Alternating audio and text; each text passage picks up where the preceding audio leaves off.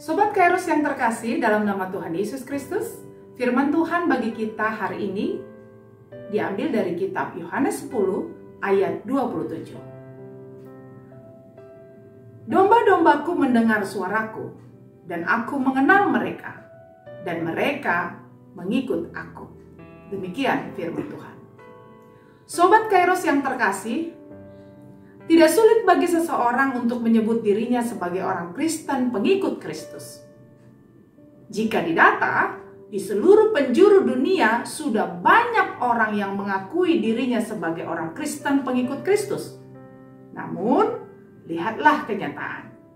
Justru di daerah dan di wilayah yang memiliki jumlah penganut agama Kristen yang banyak, yang mengaku pengikut Kristus, kita menemukan banyak terjadinya tingkat kejahatan yang tinggi seperti kekerasan, ketidakadilan, korupsi, pertengkaran, dan lain sebagainya.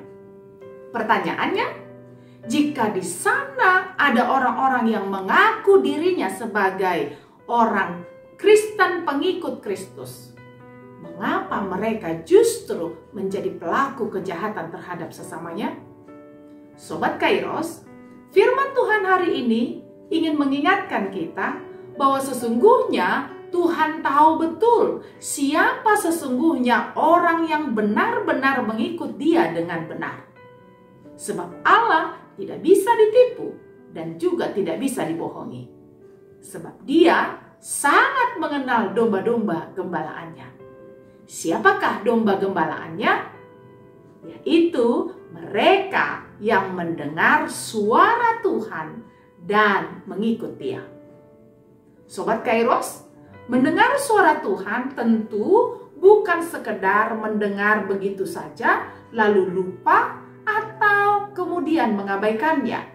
Tetapi lebih daripada itu, mendengar suara Tuhan adalah menghayati apa yang ia dengar dan kemudian bersedia melakukan apa yang ia hayati dari suara Tuhan itu. Mendengar suara Tuhan berarti mau taat dan mau tunduk kepada perintah dan kehendak Tuhan. Mendengar suara Tuhan berarti bersedia mengikut Tuhan, meneladani perbuatannya yang penuh kasih. Sobat Kairos, jika saudara dan saya adalah domba-domba gembalaan Tuhan, maka seharusnya lah kita mendengarkan suaranya untuk menjauhi segala dosa dan kejahatan dan untuk hidup dalam kasih, damai, dan kebenaran.